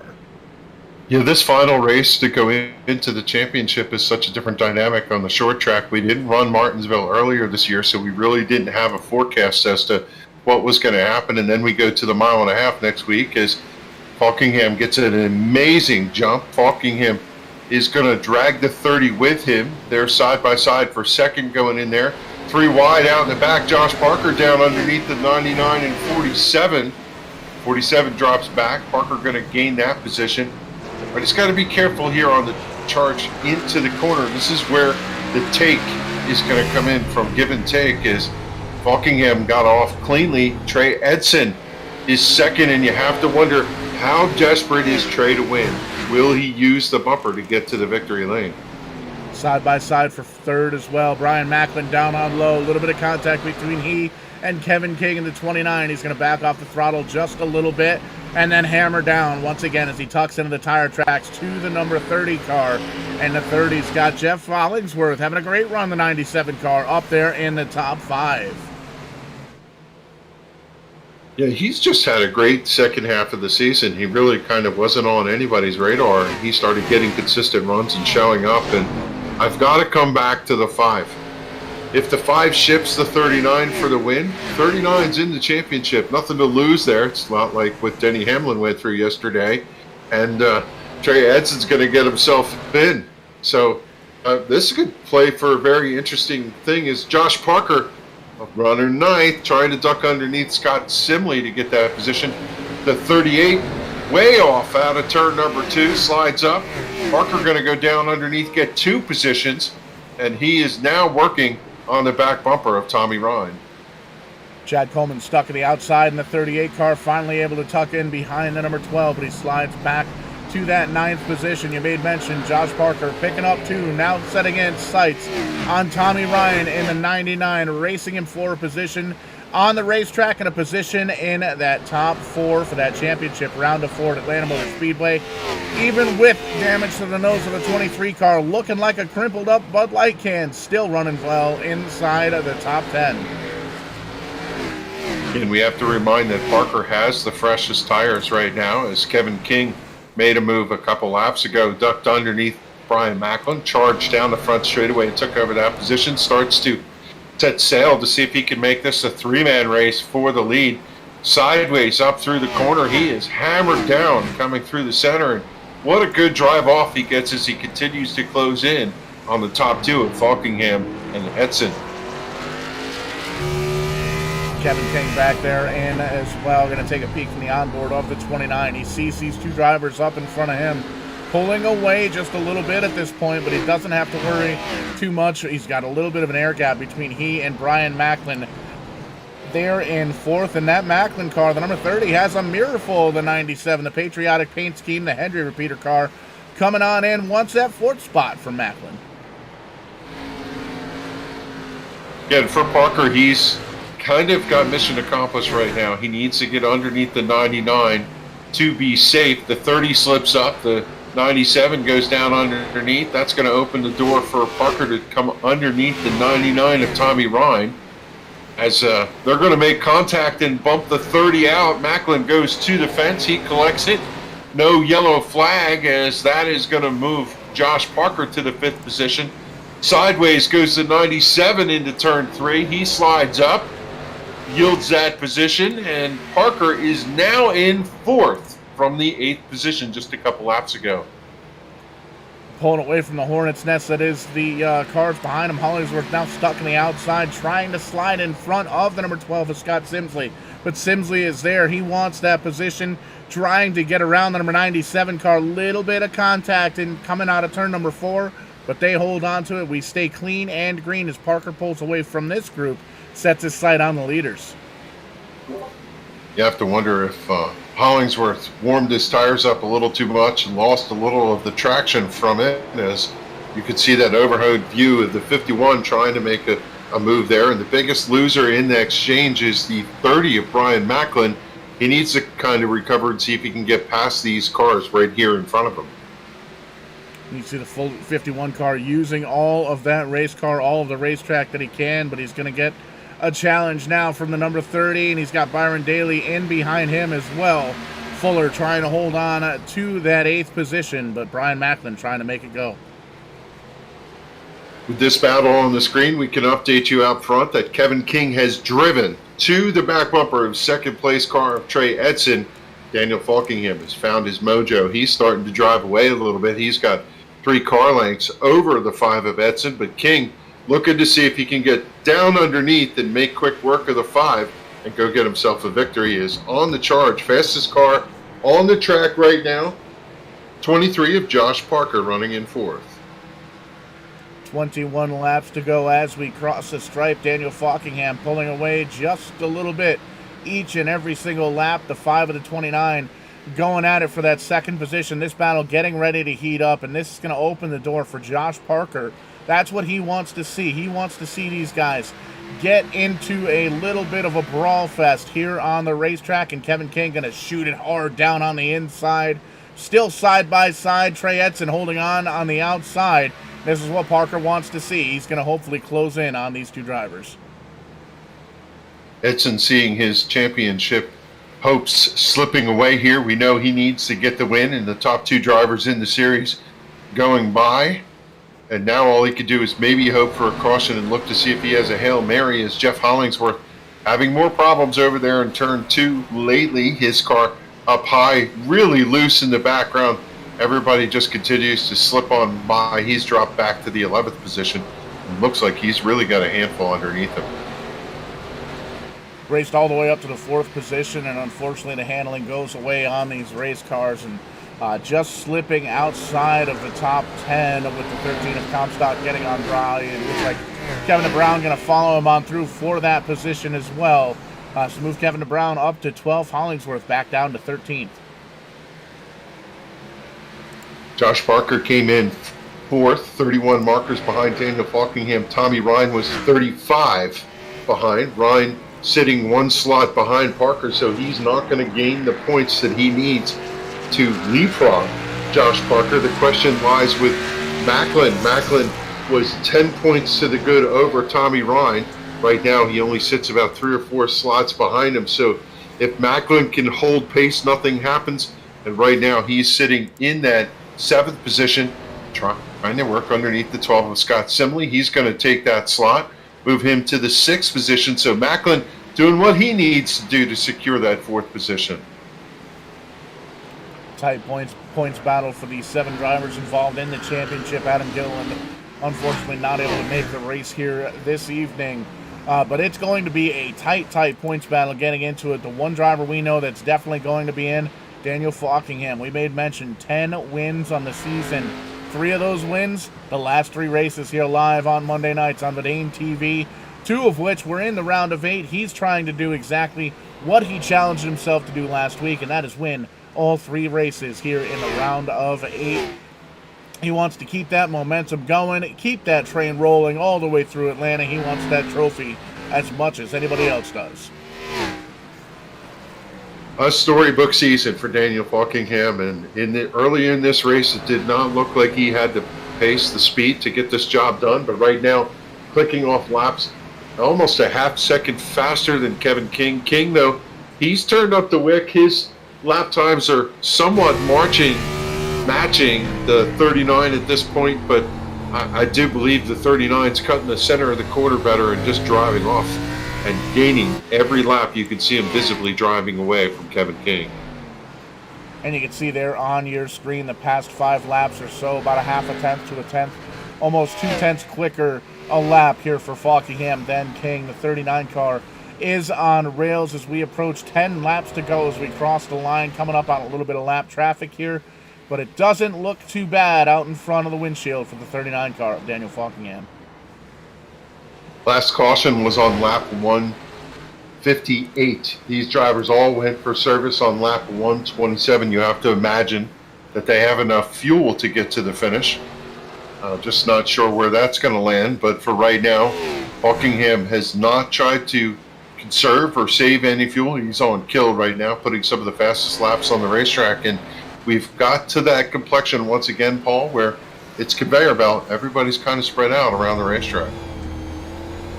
And that's what Falkingham wants. You see, he's got about a straightaway before he gets to the tail end of this field. He's got 8 laps to go as well, and he's got a 1.7 second lead over Kevin King. His biggest challenge throughout the season here on all different types of racetracks. But he is on his way. He wants 8 clean green flag laps. Now 7 clean green flag laps. Easy enough for me to say. As he turns into turn number 1, comes out of 2. There's smoke in the water. We'll see if the caution flag comes out. It does not. Still green flag. Yeah, a little bit of a battle there back for that 9th, 10th position. Scott Simley, who was involved in caution number 2, has driven his way back to the 10th position. He was underneath the number 13 of David Comstock, but now Comstock able to get away cleanly, and he's going to cover that. And now we'll come back and look at the 29 of Kevin King. He just has to wonder what it's going to take next week to beat that 39, because that 39 has just been fast in the short tracks, in the fast tracks, on the road courses. Just spectacular run for Daniel Falkingham this season, and King looking out the windshield once again, trying to chase down the Lobster 207 car. And he's going to have a hard time doing that because Falkingham has caught the lap traffic, and he's still been able to pull away by a couple more tenths of a second. 2 seconds flat is the lead for the 39 of Daniel Falkingham over Kevin King in the 29. The top 2 drivers on track, the top 2 drivers in the point standings, and the top 2 drivers that may very well be racing for a championship next week. We know the 39 car is locked in. He's won the past 3 races, 2 races in the round of 8, trying to sweep the round, trying to win here with 3 laps to go. Falkingham, King, Edson, Parker, Ryan, Macklin, they're all points championship contenders. Very hard to gain on anyone when they're all running right there right now. By my count, Falkingham, King, Macklin, and Parker have gained enough points if they maintain to make their way into the top 4 as Falkingham comes off of turn number 2 down the backstretch. He just has to hope that none of these lap cars provide an obstruction to him as he comes off to see the white flag. 1 to go for Daniel Falkingham at Martinsville. White flag, a white rag. He's going to run around the 47 cars with no issue, and he's got a clean straightaway in front of him. All he's got to do is make sure Then he hits his marks here in 3 and 4. Checkered flag in the air. Daniel Falkingham, 11 wins on the season, 4 in a row, and he sweeps the round of 8. The winner here this evening, the 39 car of Daniel Falkingham. Who would have believed that Falkingham could have won 1/3 of the season races to this date? Just an incredible performance by Daniel Falkingham, and he beat some of the best in the business. And everybody comes up. They're going to give him a little bit of a tap, a wave. There goes Josh Parker, giving him the high sign as he drives by. And they're all going to kind of spin around and celebrate over here as Daniel Falkingham celebrates a win on the front stretch of Martinsville. Absolutely phenomenal season. Like you said, Kevin, storybook season for the 39 crew. Daniel Falkingham winning once again. And we're going to talk to these top 3 drivers here. The post-race show, but a phenomenal race and a phenomenal race, or a phenomenal win and a phenomenal season. Daniel Falkingham, 4 wins in a row, sweeping the round of 8, 11 wins on the season. You almost have this championship in the bag for next week at Atlanta. Please don't say that. I mean, of course, it's 4 drivers, 1 race, best finisher. So, I kind of feel like I've used up all my luck, so we'll probably get wrecked lap 3 next week. But, I mean, we do have a lot of momentum. We got all of it on our side, for sure. And hopefully we can close the deal after the last 2 years of agony and defeat. But, I want to win it for a lot of personal reasons, too. And just for the heartbreak the last 2 years. We're going in there full steam ahead, and we're gonna do all we can to go get it this year. You know, they say 3rd time's a charm. 3rd year in the series. Hopefully it's the year we can do it, but we got a long race next week, and we got 3 great drivers competing for it next week that I have to face against. So we'll give it all we got, but right now, man, 4 in a row, that's incredible. 4 in a row and 11 on the season. Kevin and I have been talking about almost a storybook season here for the 39 crew, and you head into Atlanta next week. It's a long race. It's a 1.5 mile, very fast racetrack. We just saw a great race at Texas, almost the sister racetrack of Atlanta Motor Speedway. Guess who the winner was? The 39 of Daniel Falkingham. That's got to feel good heading into the championship round. Yeah, I mean, next week it'll be crazy. I feel like what we saw at Kansas is going to be similar to Atlanta, where it's outside I feel like it's going to be very dominant with all the grip strips they got there. But yeah, we got a few wins there on Texas and Kansas. Hopefully we got that 1.5 mile experience. It's going to be a lot of drafting, with the draft being so strong. Side drafting is going to come into play. It's going to be a lot of super speedway racing, I feel like, for like the first 2, 3, 4 laps. But with how abrasive that track is, tires will wear out. Saving tires will be key. Pit strategy is going to be key. And it's gonna be all hectic next week, and we got all the momentum on our side, and hopefully this is the year we can seal the deal. So we're gonna give it all we got next week, and I think it's gonna be a good show. I mean, it was, I guess, I don't know what the deal was. I guess Phoenix and Atlanta got switched in the off season, so that's interesting. So Atlanta being its finale is gonna be very interesting for sure. 100%. We look forward to all the drivers here in the SIM500 Transervice Cup Series putting on a show, but want to give you an opportunity here, Daniel. Thank anybody that makes it happen for the virtual 39 team. Yes, I got to thank First Rate Bay Lap 207 for all their support. We're taking them to the Final Four again. Hopefully we can seal the deal this time around, but thanks to all those guys for all their support. I got to thank you guys for being on the broadcast each and every single week, coming down to get you guys broadcasting your last race next week, but thank you guys for all you've done all season. I got to thank Joey and all the guys who are on the show at SIM500. Got to thank Transervice for sponsoring the series. Thanks to everyone who comes out and races each and every week. Thanks to everyone at Team Name, Chad Coleman, David Comstock, Josh Parker, Byron Daly, Doy Woods, Kevin Brown, Richard Beasley, the whole crew. Thanks to Bill Scootover. He picked me for the team challenge, me and Josh, and we're going to the Final Four together. So he got a pretty stout team to root for next week. So thanks to Bill Scootover. Got to thank all the fans who watch each every week, and thanks to all my friends and family for their love and support as well. A great run, keeping the fire burning all the way into the championship race. Congratulations, man. 4 in a row, 11 on the season. Trying for one more next week at Atlanta. Good luck. Thanks, Paul. We're going to give it all we got.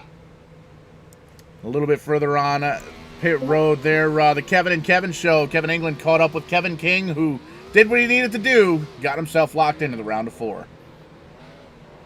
Yeah, 127 laps led here tonight, Kevin. But again, one more time, you follow the 39 across. Second place finish, and points are done you get to race for the championship next week at Atlanta. Yeah, I mean, it's typical. Dominate the race and that happens. But, I mean, at the end of the day, it was definitely needed to try to make sure I survive the race and make it to Atlanta. So that's big picture. So we'll see what happens there. Definitely felt good. Was basically running 80% the entire time. And then, of course, that one restart where I got taken 3 wide and lost about 80 spots. It seemed like it was a little rough. But to come back second was still good. Yeah, good heads up driving through the adversity of that. We saw you go up to that outside lane. You made sure you didn't get into the fence in any meaningful way through this entire race and raced yourself back up to second. And yet you had enough pace to, I think, contend. But to your point, your mission was to get to the finish in the top 5 and get yourself to the championship. And you could check that box off. And it doesn't matter whether you finish second here if you're going to win that championship next week. Yeah, we we're in a must-win situation. So I was, when I got to 4th there and had some opportunities to kind of get up there, I got by Macklin. He was a little beat up. Then I ran them down, and I just used up my tires. Or I knew there wasn't really any chance of really winning at that point, just because the way this track is.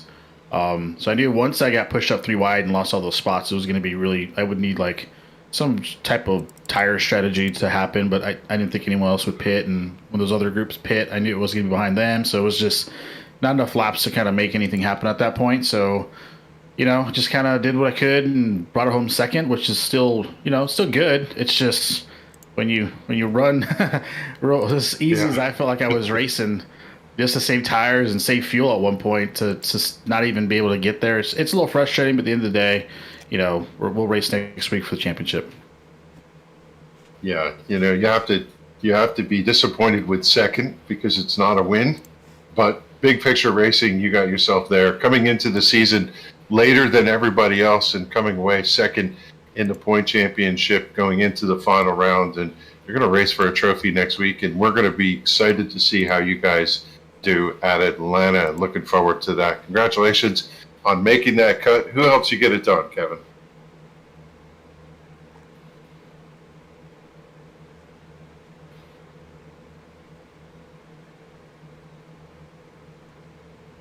Maybe we lost him? Sorry. No, I'm here. I'm sorry. I was talking to myself, apparently. Everyone on the team is mentioning that we have Road to Pro tomorrow, so we're going to be actually running some laps there next and spectate a few races to see how we can get better. But you guys are doing a great job. Joey for putting up with everybody. Team Associated, J Concepts, Outrun Esports, all those guys. Appreciate you. Everyone that watches me stream and all that fun stuff. So appreciate everybody. There you go, Kevin. Go get your head straight, get some practice for next week, and we're really looking forward to see you guys battle it out for the championship next week. Thanks for stopping by. Yeah, appreciate it. Going to pull in 3rd place, Trey Edson. Trey, a top podium finish in the final event going into the championship round. Unfortunately, it looks like not going to make a cut, but you were there, right? Knocking on the door to get yourself a win here tonight. Get yourself in. Yeah, I kind of knew the scenario going into it. I had a bad Texas and just damaged my car from other people screwing around, and then did something dumb myself, and then sped on pit road. So tried to throw a Hail Mary last week with fuel mileage, came up a lap short. So just I wouldn't say 2 bad races, but just, everybody else got more points. So I knew kind of had to come in here and pull something out of my rear end. There was never any. We had a little bit of a mix-up there where some of us pitted, some of us didn't, but not what I was kind of hoping for. I was wanting a little more opportunities to either take 2 or stay out or something. Not really sure what I was doing all night long, but I was burning up the right rear tire. It was probably too low of a brake bias. I think, normally you want to crank a bunch of rear brake into it and save the front tires, which I was, but then I was just destroying the right rear. Like I was like 7 or 8, 9% more than Macklin and other people. So that was a little frustrating. Something I would have known if I can race more, but I get on here to 1 night a week, so it's just lack of knowledge. So Kevin and Daniel, they they race. I mean, they probably ran 3 or 4 Apex or ice races, so that's just they know what to do and to save the tires and be as good as they are. So that was just kind of the spot I was in. But yeah, I wanted to. I'll be honest with you, I wanted to quit racing back in March. I was just kind of burnt out on the Cup car and the dirty air and just life. Yeah. You got to deal with everything away from here. But yeah, I powered through it just because you got sponsors and you got somebody that paid your membership, to be able to race. So fulfilled that duty to Mike Montesi and On-Site Gas and Joey in the league. Was able to advance farther than I thought in the playoff. Yeah, I mean, I'll take it. I think as a defending champion, you represented yourself. You were in the hunt right to the end. We know from your commentary of talking to you earlier that you don't have the time to put in as some of these other guys do, but yet respectable third place finish here tonight. And, we were commenting, Trey, earlier during the race how the top 10 was saturated with the point guys. There really wasn't a chance to mix things up and get that opportunity to sneak in and steal something away. Everybody was on their game tonight. Yeah, they really were. I felt pretty good when we launched, and I was third, sitting behind Daniel and Kevin, and I didn't feel like I was pushing that hard. And I had 1 or 2 opportunities with just not huge runs on Daniel, but probably something you could duck out and bomb it in there early in the race. He'd have probably gave it to me. But I just was like, I'll sit right here and keep saving. And then I had 1 bad restart where I missed a shift, and then for whatever reason, I just could not keep the right rear on it the rest of the night. So I don't know, but I appreciate the compliment there. I tried to just power through, and I probably did some dumb stuff throughout the year. And but we're here for 36, 37 Mondays, so everyone's done something stupid at some point. But yeah, I don't know if I'll come back to the Monday series next year. That's get a little bit of a break. I don't even know if I'll come back next week, but we might. You get done with work and you get home and you settle down and you're like, it don't sound as bad as it did when you first turned your alarm off this morning. So this is the end of season blues, right? Yeah, when you run this season and it just flat wears you out, but come February when you watch Daytona. It does. But then they come on TV in real life and you're like, oh man, it looks like so much fun. But well, we're sure we'll see you next week, and we'll see you next year too. We'll see. I don't need a little bit of a break. I don't even own the next gen, so I don't know anything about that thing. So we'll see how that develops and how that races. But yeah, I've said it probably the last 2 years in the playoffs. It's like by the time the playoffs get here and actually start, you want to feel rejuvenated and like ready to go, and like you're like, dang, I'm burnt. So I'm burnt out, need a break. But I'll if I don't race, I'll definitely tune in and watch because I don't know, maybe I'll swing in here and talk to you guys. For a while race. So who helps you get it done there, Trey? Yeah, I think team earlier, Mike Montesi, just thanks to him, and On-Site Gas, onsitegas.com.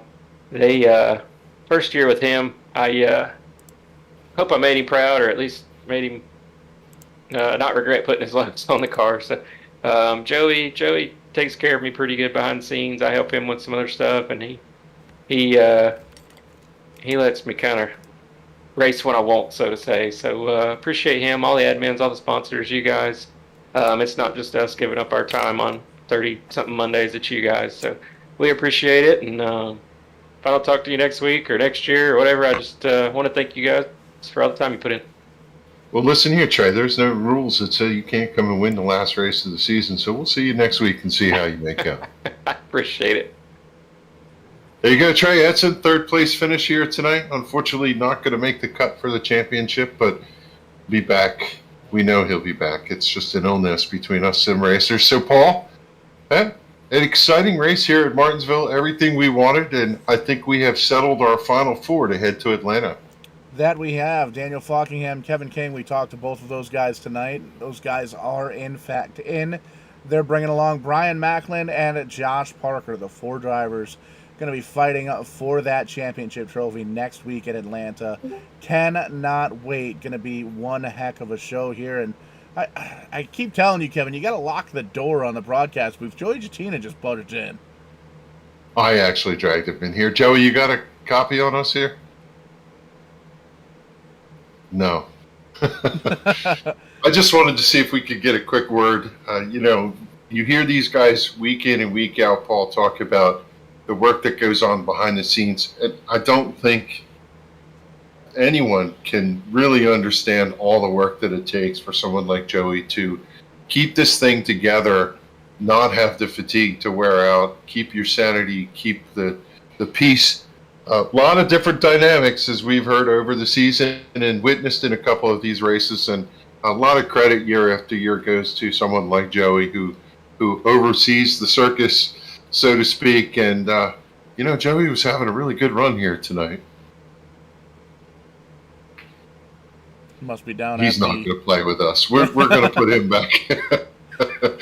I just thought maybe we could get a word in edgewise there with him and get his impressions of the season going into the finale next week. But I guess we'll have to wait. And Paul, appreciate the show here tonight and the season. And I'm so excited to see how this championship's going to play out.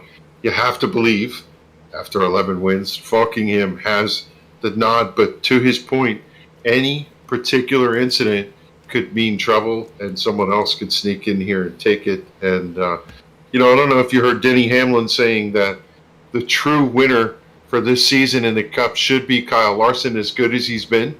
But we don't know who's going to win the championship. Same here for the SIM500 crew, and that's why you got to show up next week to watch to see how it plays out.